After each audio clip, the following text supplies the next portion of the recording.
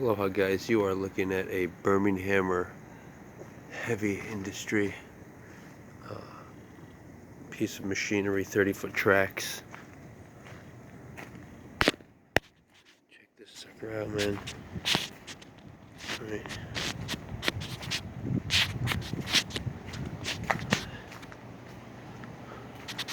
It's designed to drill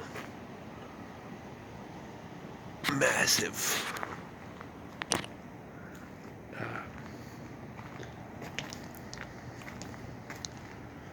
you get the idea, heavy machinery, right?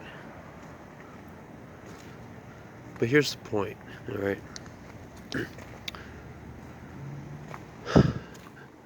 I was just watching the movie Parasite with a Korean family that finds a way to gradually introduce one and then the other as a series of helpers to a wealthy family.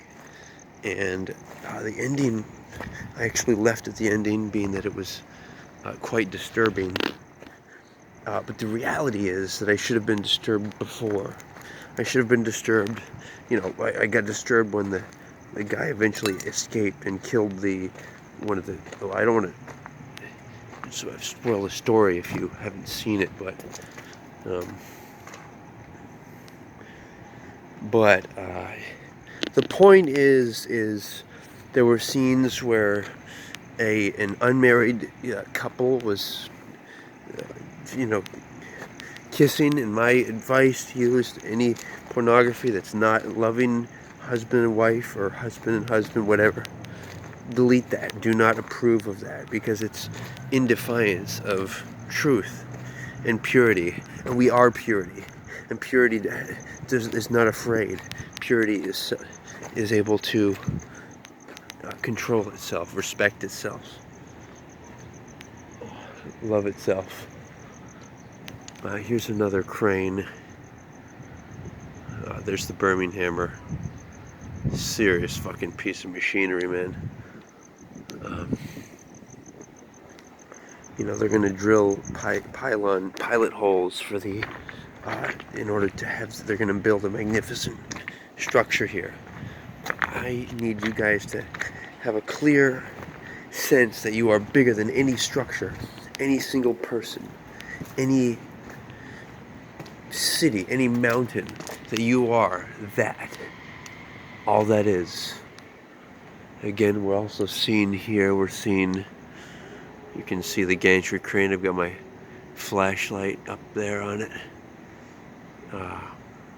The construction of this building is more than underway. It's the A'ali'i Tower.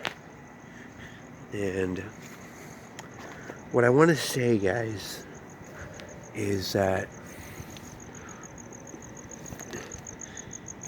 in the movie, there was, like I was saying, there was a scene where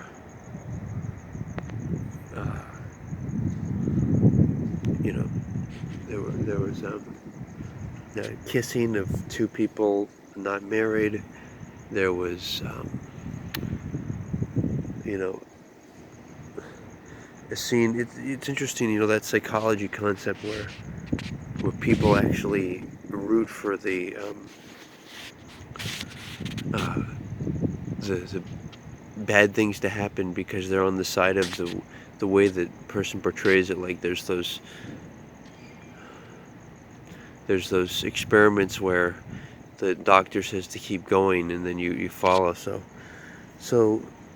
I was kind of on the side of the family that took over, and not the previous maid and her husband who were taken advantage of. So that should have been a cause to not watch the movie. But at the ending, when there was actual killing going on, I should have left when the boy was about to kill the women, but instead I left when the man was defending his self and his wife against being killed. So it's interesting that has that psychological play of I was actually rooting for the bad guys, and I acknowledge that. I acknowledge that flaw in the human psyche, just like my other recent video detailing the dangers of what the ego can do. and and well, my concern, guys, my concern is that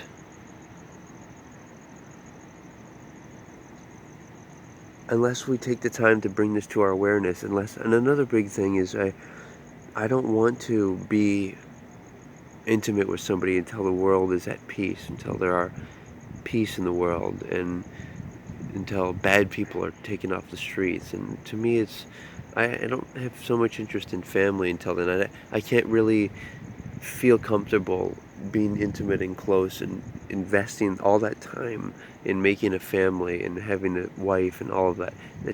I can't substantiate that during this, global crisis of genuine, disproportionate, placement of resources, where some are being proliferated, some people are not sharing, and it's just so complicated. Because if you think about it, if you get redistributed all the resources, then would some people use them responsibly? Would some people irresponsibly have children? Do you have to build up a respect and appreciation for money and other resources over time, and then have the, shall we say, the evolutionary privilege of you're now a more fit mentally and physically person, so you're able to more properly raise children and bring them into the world. All of that, all these things, okay, come into question in my mind, and I'm sure that if you had the time that I have, which I consider a luxury, and I don't, you know, I, if you had the time, then you'd probably consider these subject matter yourself. But here I am presenting it to you, and you can now consider it. And it's kind of like this, all right?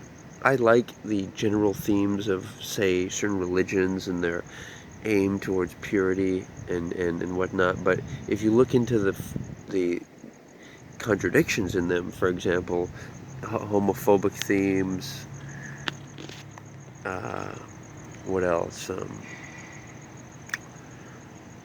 Just love humanity, but leave them, to suffer.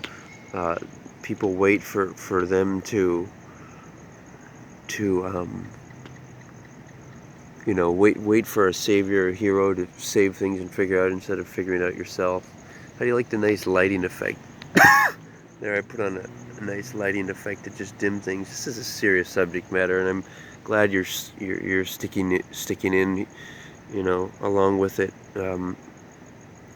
So this is in the direction of purity. Purity does not hope for, oh, I hope my life turns out, I hope I have a wife, whatever. Purity is the fucking foundational energy that is which we are. Okay, we cannot fear that somehow there's going to be some type of a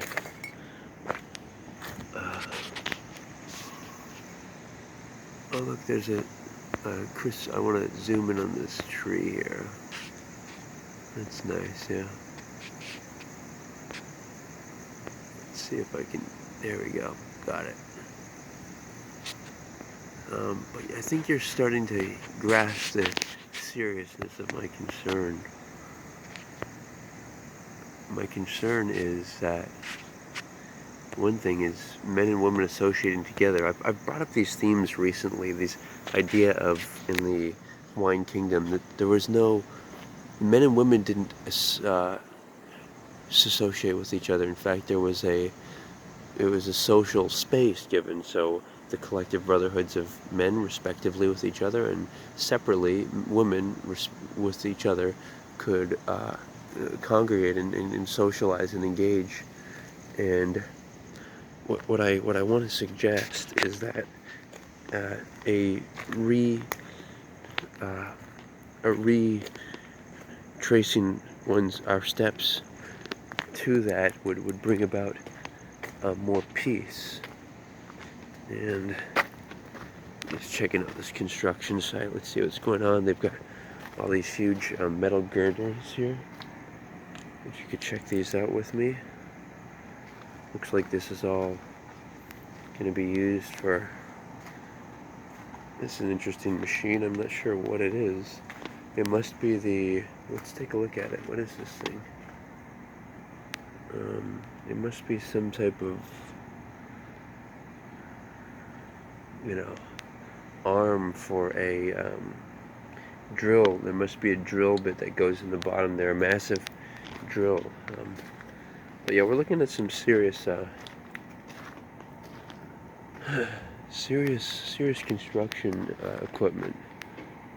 In particular, I think it was called the Hemming hammer. Right in the distance there. You can see that bad boy right there. So, again, thank you for tuning in. This is not, pleasant subject matter. This is dealing with life and death. But we can transcend that by a realization of who we are, all that is, and a rational approach to... There's the back of the Anaha Tower. I'm a fan of architecture, and obviously these are all new buildings. This is, which one is this? I don't remember, but, I can really admire what these craftsmen are putting together. And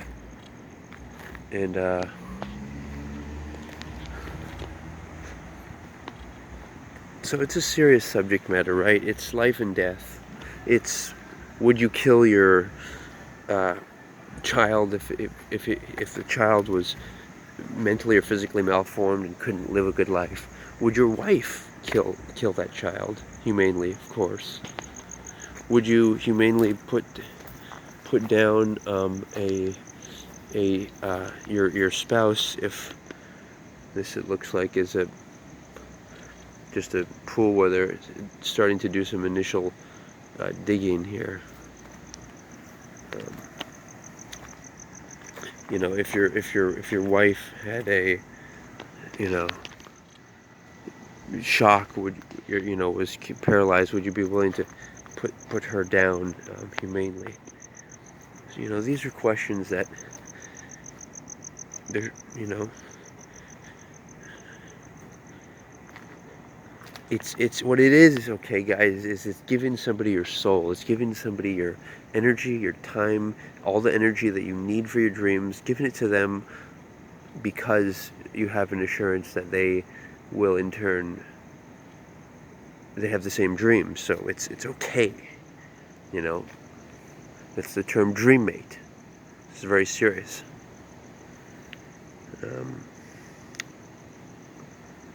And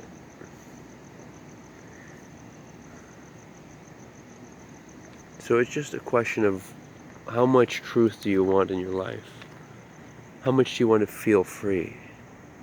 The misconception is that you'll feel free with pleasure, the sensory pleasures, but you don't feel free with that. You feel free when you're in your truth, in your heart. And that is, they say that's where love is, but love is just, it's just peace. There's an intellectual aspect to it, though. It's this idea of respect for yourself, and respect for others, and the only way to achieve love is it's a higher level of human experience. The only way to achieve it is via activating the first three chakras. I talk about all this stuff, but I'm trying to encapsulate something here about the seriousness of you're giving your soul to somebody, and you know, you now own each other. You know that in effect, and this idea of ownership. Um, it's kind of like the idea of the mother giving the daughter away. But the truth is that as adults we should kind of own ourselves. Although I think in an ideal world, I would actually have some appointed guardians, people who I label as a guardian, who I knew weren't trying to objectify me, who I knew weren't always wanting to be my guardians for life, but just during the interim time period wherein I am kind of in a relatively unsafe situation in which you know I I'm still building myself up for my dream mate, and I need to be careful to avoid the wrong persons and situations that would interfere with that. So those are my thoughts for now. Thanks for tuning in. Good discussion, and aloha.